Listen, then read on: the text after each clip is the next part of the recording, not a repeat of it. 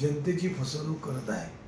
कारण राणे कुटुंबीय सातत्याने प्रत्येक वेळी कोणत्या ना कोणत्या घोषणा, ज्याप्रमाणे विमानतळाचा दगड 99 लावल्यानंतर परत 3 वेळा दगड लावून ते विमानतळ होण्यासाठी विलंब झाला आणि ते विमानतळाचं विमान उतरवल्यानंतर जे काय मोठं आपण काय काम केलं किंवा काहीतरी आपण जनतेला दिलं असं दाखवण्याचा प्रयत्न केला, पण प्रत्यक्षात आताही नाईट लँडिंग विमान मिळालं अशा प्रकारचं आपण करून आणलं दाखवलं, पण प्रत्यक्षात मुंबईहून विमान एकही येत नाही आणि आज मुंबईहून येणाऱ्या विमानामध्ये लोक बसायला तयार नाहीत. काही वेळा विमान रद्द होतं.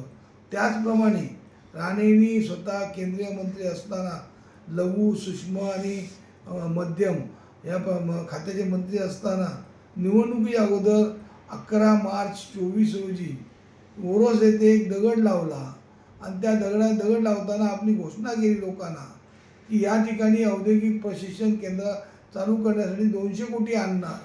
जे त्या खात्याचे मंत्री असताना 200 कोटी केंद्रीय मंत्री असून पण या जिल्ह्याला 200 कोटी आणू शकले नाहीत. ते जनतेची फसवणूक केली. आता 2 वर्ष त्या दगडाला झाली, पण अद्याप कोणत्या प्रकारचं तेव्हा काम नाही. त्याचप्रमाणे जिल्ह्याचे पालकमंत्री परवा येऊन गेले.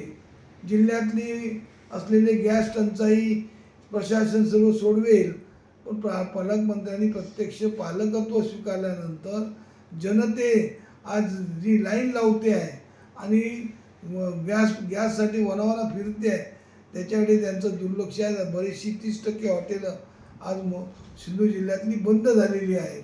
त्याच्याकडे फसवी घोषणा केल्या. त्याचप्रमाणे या जिल्ह्यातले जुगार, मटका, दारू, पट या प्रकारचे जुगार मी बंद करणार, मला चालणार नाही असा आव आणून भाषणं केली, आव आणून बोलून दाखवलं.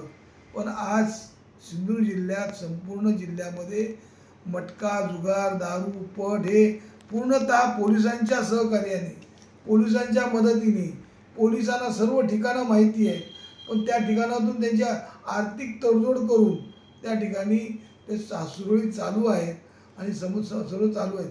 त्याचप्रमाणे मालवणचे आमदार प्रत्येक वेळी सभागृहात सांगतात की दारू, मटका, जुगार किंवा अंमली पदार्थ कुठून येतं आणि दारू कुठून येतो, दारूचा कारखाना इथे आहे.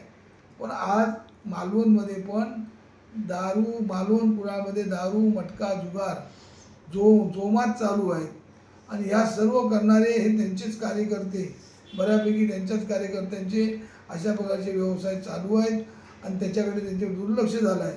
म्हणजे ही सर्व जनतेची फसवणूक करणे आणि जनतेला भूलभुलैया करून आपण काहीतरी जनतेसाठी करतो किंवा जनतेला आपण न्याय देतो किंवा तरुण पिढी आपण सुधारावी अशा प्रकारचं कार्य करतो असं दाखवण्याचा प्रयत्न करतात, पण प्रत्यक्षात काही प्रयत्न होत नाहीत. जे राणे बंद करू शकले नाहीत, ती मुलं बंद काय करणार हा आता प्रश्न जनतेसमोर येऊ लागलेला आहे. असे आमचे दररोजचे नवनवीन व्हिडिओ पाहण्यासाठी आमचा लोकसंवाद लाईव्ह यूट्यूब चॅनल लाईक आणि सबस्क्राईब करा.